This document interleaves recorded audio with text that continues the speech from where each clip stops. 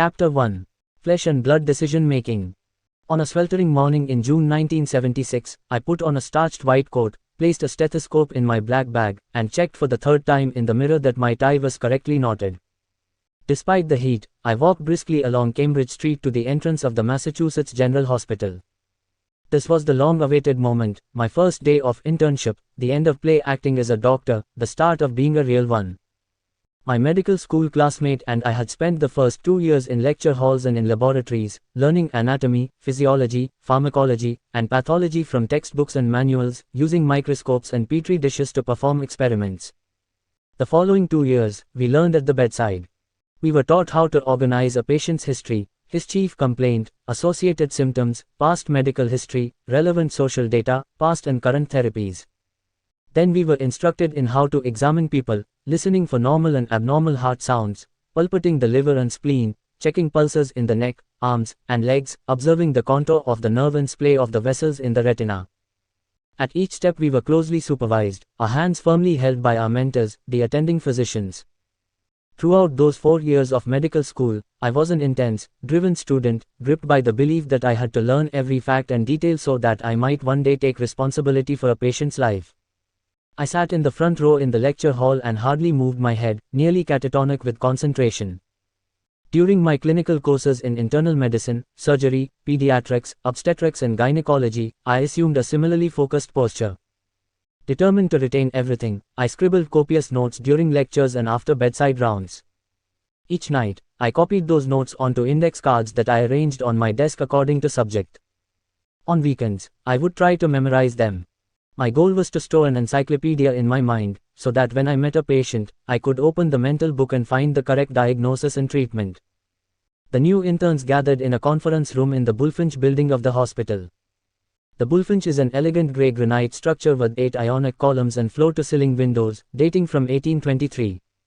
In this building is the famed Ether Dome, the amphitheater where the anesthetic ether was first demonstrated in 1846. In 1976, the Bulfinch building still housed open wards with nearly 2 dozen patients in a single cavernous room, each bed separated by a flimsy curtain. We were greeted by the chairman of medicine, Alexander Leaf. His remarks were brief. He told us that as interns we had the privilege to both learn and serve. Though he spoke in a near whisper, what we heard was loud and clear. The internship program at the MGH was highly selective, and great things were expected of us during our careers in medicine. Then the chief resident handed out each intern's schedule. There were 3 clinical services, Bulfinch, Baker, and Phillips, and over the ensuing 12 months we would rotate through all of them. Each clinical service was located in a separate building, and together the 3 buildings mirrored the class structure of America. The open wards in Bulfinch served people who had no private physician, mainly indigent Italians from the North End and Irish from Charlestown and Chelsea. Interns and residents took a fierce pride in caring for those on the Bulfinch wards, who were their own patients. The Baker building housed the semi-private patients, 2 or 3 to a room, working and middle-class people with insurance. The private service was in the Phillips house, a handsome edifice rising some 11 stories with views of the Charles River. Each room was either a single or a suite, and the suites were rumored to have accommodated valets and maids in times past. The very wealthy were admitted to the Phillips house by a select group of personal physicians, many of whom had offices at the foot of Beacon Hill and were themselves Boston Brahmins. I began on the Baker service. Our team was composed of 2 interns and 1 resident. After the meeting with Dr. Leaf, the 3 of us immediately went to the floor and settled in with a stack of patient charts. The resident divided our charges into 3 groups, assigning the sickest to himself. Each of us was on call every 3rd night, and my turn began that first evening. We would be on call alone, responsible for all of the patients on the floor as well as any new admissions. At 7 the following morning, we would meet and review what had happened overnight. Remember, be an Iron Man and hold the fort, the resident said to me, the clichés offered only half jokingly. Interns were to ask for backup only in the most dire circumstances. You can page me if you really need me, the resident added, but I'll be home sleeping, since I was on call last night. I touched my left jacket pocket and felt a pack of my index cards from medical school. The cards, I told myself, would provide the ballast to keep me afloat alone. I spent the better part of the day reading my patients' charts and then introducing myself to them. The knot in my stomach gradually loosened. But it tightened again when my fellow intern and supervising resident signed out their patients, alerting me to problems I might encounter on call. A crepuscular quiet settled over the baker. There were still a few patients I had not met. I went to room 632, checked the name on the door against my list, and knocked. A voice said, "Enter." "Good evening, Mr. Morgan. I am Dr. Groupman, your new intern." The appellation, Dr. Groupman, still sounded strange to me, but it was imprinted on the nameplate pinned to my jacket. William Morgan was described in his chart as a 66-year-old African-American man with hypertension that was difficult to control with medications. He had been admitted to the hospital 2 days earlier with chest pains. I called up from my mental encyclopedia the fact that African Americans have a high incidence of hypertension, which could be complicated by cardiac enlargement and kidney failure. His initial evaluation and subsequent blood tests and electrocardiogram did not point to angina, pain from coronary artery blockage. Mr. Morgan shook my hand firmly and grinned. "First day, huh?" I nodded. "I saw in your chart that you are a letter carrier," I said. "My grandfather worked in the post office too." "Carrier?" "No, he sorted mail and sold stamps." William Morgan told me that he had started out that way, but was a restless type, and felt better working outside than inside, even in the worst weather. "I know what you mean," I said, thinking that right now I too would rather be outside than inside, alone, in charge of a flow of sick people. I updated Mr. Morgan on the X-ray tests done earlier in the day. A G series showed no abnormality in his esophagus or stomach. "That's good to hear." I was about to say goodbye when Mr. Morgan shot upright in bed. His eyes widened. His jaw fell slack. His chest began to heave violently. "What's wrong, Mr. Morgan?" He shook his head, unable to speak, desperately taking in breaths. I tried to think but couldn't. The encyclopedia had vanished. My palms became moist, my throat dry. I couldn't move. My feet felt as if they were fixed to the floor. "This man seems to be in distress," a deep voice said. I spun around. Behind me was a man in his 40s, with short black hair, dark eyes, and a handlebar mustache. "John Burnside," he said. "I trained here a number of years ago and was by to see some old friends. I'm a cardiologist in Virginia." With his handlebar mustache and trimmed hair, Burnside looked like a figure from the Civil War. I remembered that a famous general of that name had fought in that conflict. Burnside deftly took the stethoscope from my pocket and placed it over Mr. Morgan's chest. After a few short seconds, he held the bell of the instrument over Mr. Morgan's heart and then removed the earpieces from his ears. "Here, listen." I heard something that sounded like a spigot opened full blast, then closed for a moment, and opened again, the pattern repeated over and over. "This gentleman just tore through his aortic valve," Burnside said. "He needs the services of a cardiac surgeon. Pronto." "Doctor." Burnside stayed with Mr. Morgan while I raced to find a nurse. She told another nurse to start page the surgery team and ran back with me, the resuscitation cart in tow. "Doctor." Burnside quickly inserted an airway through Mr. Morgan's mouth and the nurse began to pump oxygen via an ambu bag. Other nurses arrived. The cardiac surgery resident appeared. Together we rushed Mr. Morgan to the OR. "Doctor." Burnside said goodbye. I thanked him. I returned to the baker and sat for several minutes at the nurse's station. I was in a daze. The event seemed surreal, enjoying a first conversation with one of my patients, then, like an earthquake, Mr. Morgan's sudden upheaval, then the deus ex machina appearance of Dr. Burnside. I felt the weight of the cards in my pocket. Straight A's when I was a student, play acting. Now, in the real world, I gave myself an F. I forced myself to go about my chores through the rest of the evening, checking the potassium level of a patient with diarrhea, adjusting the insulin dose for a diabetic whose blood sugar was too high, ordering another 2 units of blood to be transfused for an elderly woman with anemia. Between each task, my thoughts returned to what had happened with Mr. Morgan. In medical school physiology lectures I learned the relevant formulas for cardiac output and gas exchange in the lungs, in pharmacology class, the actions of various medications on heart muscle. On bedside rounds, I had spent hours listening to the sounds of patients' hearts. But I had no idea what I was hearing in Mr. Morgan's chest, or what to do about it. My high grades were meaningless. The MGH selection committee had made a mistake offering me an internship. After all the years of preparation, I ended up with an empty head and my feet fixed to the floor. Mercifully, the rest of the night was uneventful. 3 patients were admitted, but none was very ill, and most of their evaluation had been completed in the hour before they were transferred upstairs to the Baker service. Around 3 a.m., I called the OR. I heard that Mr. Morgan had survived open heart surgery, a prosthetic valve firmly in place. My shoulders slumped in relief. That first night of internship showed me that I needed to think differently from how I had learned to think in medical school, indeed, differently from the way I had ever thought seriously in my life. This was despite my having met patients like Mr. Morgan before.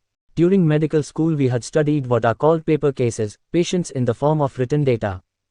The attending physician would hand out a detailed description that would begin something like this: a 66-year-old African-American retired postal worker with a history of poorly controlled hypertension presented to the hospital with the chief complaint of worsening chest pain over several weeks.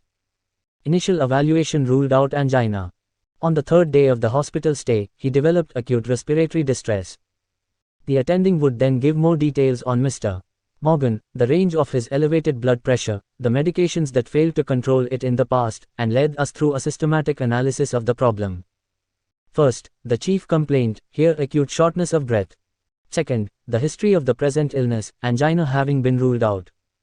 Third, the medical history, notably poorly controlled hypertension. Fourth, the physical examination. At that point, the attending would elaborate on what was heard through the stethoscope. Breath sounds described as rales, indicating fluid in the lungs, another heart sound, and S3, indicating cardiac failure, and the decrescendo murmur of aortic regurgitation, blood being pumped out through the left ventricle into the aorta but then flowing back into the heart. Hands would shoot up in the classroom as students offered their ideas about what was wrong. A mentor would take these hypotheses and write them on the board, creating a differential diagnosis, a laundry list of possible causes of sudden shortness of breath in a man with this medical history and these physical findings. From this differential diagnosis, he would point to the right answer and then enumerate the measures taken to restore respiratory and cardiac function until the patient was placed on heart-lung bypass in the OR. In the last 2 years of medical school, when we saw patients on bedside rounds, the attending physician modeled a similar intellectual strategy for us. He would lead us through a calm, deliberate, and linear analysis of the clinical information and how to treat the malady. As Robert Ham of the Institute of Cognitive Science at the University of Colorado, Boulder, contends, the irony is that our mentor, the senior attending physician, does not think this way when he actually encounters a patient like William Morgan. At such moments, Ham writes, it is not evident that any reasoning is being used at all. Studies show that while it usually takes 20 to 30 minutes in a didactic exercise for the senior doctor and students to arrive at a working diagnosis, an expert clinician typically forms a notion of what is wrong with the patient within 20 seconds. According to Ham and other researchers on physician cognition, if I had asked John Burnside what was going on in his head, he would have been hard-pressed to describe it. It simply happened too fast. Dr. Pat Croskery, an emergency room doctor in Halifax, Nova Scotia, began his academic career as a developmental psychologist and now studies physician cognition. He explained to me that flesh and blood decision-making pivots on what is called pattern recognition. The key cues to a patient's problem, whether from the medical history, physical examination, X-ray studies, or laboratory tests, coalesce into a pattern that the physician identifies as a specific disease or condition. Pattern recognition, Croskery told me, reflects an immediacy of perception. It occurs within seconds, largely without any conscious analysis. It draws most heavily on the doctor's visual appraisal of the patient. And it does not occur by a linear, step-by-step combining of cues. The mind acts like a magnet, pulling in the cues from all directions. On that first night of internship I also learned that thinking is inseparable from acting. Donald A. Sean, a professor at the Massachusetts Institute of Technology, studied types of cognition in various professions. Medicine, he contended, involves thought in action, unlike, say, economics. Economists work by first assembling a large body of data, then analyzing it meticulously, and only after the assembly and analysis do they draw conclusions and make recommendations. Physicians at the bedside do not collect a great deal of data and then leisurely generate hypotheses about possible diagnoses. Rather, physicians begin to think of diagnoses from the first moment they meet a patient. Even as they say hello they take the person's measure, registering his pallor or ruddiness, the tilt of his head, the movement of his eyes and mouth, the way he sits down or stands up, the timbre of his voice, the depth of his breathing. Their notions of what is wrong continue to evolve as they peer into the eyes, listen to the heart, press on the liver, inspect the initial set of X-rays. Research shows that most doctors quickly come up with 2 or 3 possible diagnoses from the outset of meeting a patient. A few talented ones can juggle 4 or 5 in their minds. All develop their hypotheses from a very incomplete body of information. To do this, doctors use shortcuts. These are called heuristics. Kroskeri said that heuristics flourish when a physician assesses unfamiliar patients, or when he must work quickly, or when his technological resources are limited. Shortcuts are the doctor's response to the uncertainty and demands of the situation. They are the essential working tools of clinical medicine, where a doctor must combine thought and action. As Kroskeri puts it, they are fast and frugal, the core of flesh and blood decision making. The problem is that medical schools do not teach shortcuts. In fact, you are discouraged from using them, since they deviate sharply from the didactic exercises in classrooms or on bedside rounds conducted by the attending physician. In our paper case of a patient like Mr. Morgan, after we systematically analyzed all the components of his problem, we would be asked to reflect on the underlying basic science of acute heart failure. An animated discussion of the contractile changes in the heart's muscle and the pressure fluxes across the torn valve would follow. Of course, a doctor must know physiology and pathology and pharmacology. But he should also be schooled in heuristics, in the power and necessity of shortcuts, and in their pitfalls and dangers.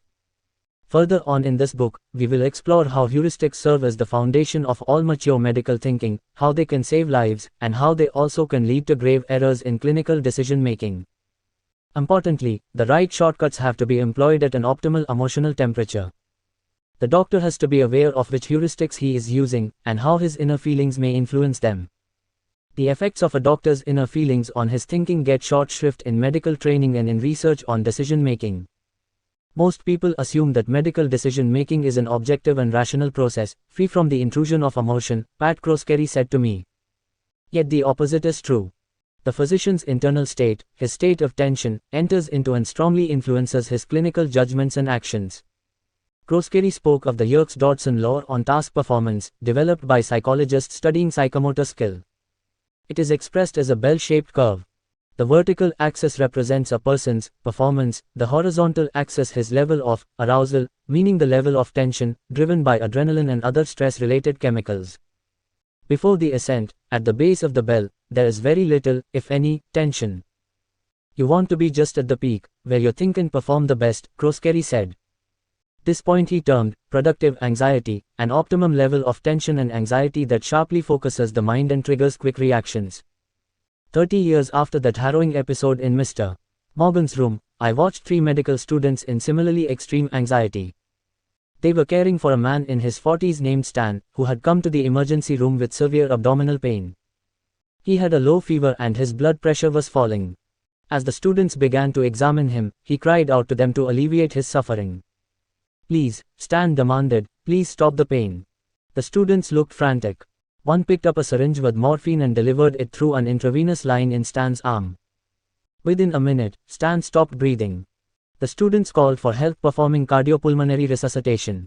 Fortunately, Stan is not a living patient, despite the pliant texture of his skin, the authentic timbre of his voice, and the palpable pulse in his wrists. He is a high-tech mannequin. He can be programmed to show either normal physiology or the signs of various diseases, and to respond authentically to treatments. Dr. Nancy Auriol, the dean of students at Harvard Medical School, said the 3 students that they were like all the other novices who had cared for Stan. Every group missed the correct diagnosis. Stan's blood pressure was falling because he had an acute inflammation of the pancreas. The students failed to give him the right kind of therapy for this condition and did not order the correct type and amounts of intravenous fluids to restore his blood pressure. In response to Stan's cries of pain and pleas for action, several students injected a possibly lethal dose of morphine. What happened to you, Jerry, in Mr. Morgan's room is what happened to the students with Stan. Drive. Auriol said. It is as if everything that you learn in school is erased. Simulations with Stan are designed to act as a bridge between analytical learning in classrooms and pattern recognition performed at the peak of the Yerkes-Dodson curve. But, as Auriol and others readily admit, there still will come that first moment when the novice can no longer be a novice, when he is the one who must take responsibility for a living, breathing patient in need. Extreme arousal happens not only during the first encounter with a William Morgan, but throughout internship and residency. During this training, young doctors gradually learn how to move themselves back from the edge of the Yerkes-Dodson curve toward points of effective performance. My internship group did so largely, as interns still do, by following the maxim, see one, do one, teach one. In the emergency room or in the intensive care unit or on the wards, you saw one, which might be a massive heart attack, or a pulmonary embolism, or a brain hemorrhage, or a grand mal seizure. If you were lucky and it was during the day, the senior resident would not be at home sleeping but would be called to the scene and would rapidly assess the situation, issue orders, and work to save the patient. As the intern, seeing one, you're pitched in, starting, in part, to do one, by following the resident's instructions as you listened to the heart and lungs or examined the widened pupils or inserted an airway into a clenching mouth.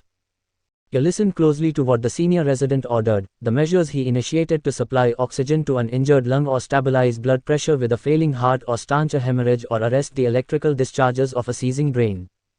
If you were very lucky, despite the rush of the moment, the senior resident might offer a few explicit words, explaining the tricks he used to pass a breathing tube into the trachea and not mistakenly into the esophagus, how to adjust the dose of an anticoagulant for a pulmonary embolism, which drug he preferred to try to restore falling blood pressure or stop a seizure.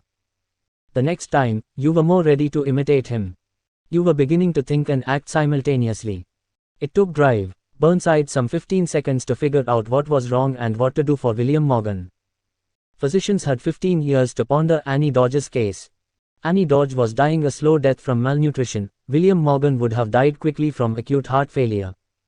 Annie Dodge's condition called for the withdrawal of a single dietary component, gluten. William Morgan's demanded complex intervention, opening his heart and inserting a new valve. Given these contrasts, you might imagine that a doctor thinks differently with an Annie Dodge than with a William Morgan. Certainly, time and task determine how much deliberate analysis is called for versus how much rapid intuitive thinking is required. But I would argue that important similarities outweigh any differences. In both cases, Myron Falchuk and John Burnside recognized a clinical pattern. And in both cases they had to modulate their inner emotions. Falchuk had to avoid the negative feelings that physicians have for patients labeled as psychiatric, seeing such people as neurotic, cloying, deranged, and generally delusional, a burden because they do not tell the truth, their physical complaints not worth taking seriously because their symptoms originate not in the chest or bowels or bones but in the mind. A wealth of research shows that patients thought to have a psychological disorder get short shrift from internists and surgeons and gynecologists. As a result, their physical maladies are often never diagnosed or the diagnosis is delayed. The doctor's negative feelings cloud his thinking. Burnside faced a different challenge, to lower his level of arousal so he could think and act quickly and effectively. In each case, correctly adjusting the emotional temperature saved a life. Cognition and emotion are inseparable. The two mix in every encounter with every patient, obviously in a clinical catastrophe like William Morgan's, more subtly in a drawn-out chronic case like Annie Dodge's. The importance of a physician's insight into his inner state came into sharp focus when I told colleagues what had happened in William Morgan's room. My fear and anxiety were familiar to them. But what I and my colleagues rarely recognized, and what physicians still rarely discussed as medical students, interns, residents, and indeed throughout their professional lives, is how other emotions influence a doctor's perceptions and judgments, his actions and reactions. I long believed that the errors we made in medicine were largely technical ones, prescribing the wrong dose of a drug, transfusing a unit of blood matched for another person, mislabeling an X-ray of an arm as right instead of left. But as a growing body of research shows, technical errors account for only a small fraction of our incorrect diagnoses and treatments. Most errors are mistakes in thinking. And part of what causes these cognitive errors is our inner feelings we do not readily admit to and often don't even recognize. Chapter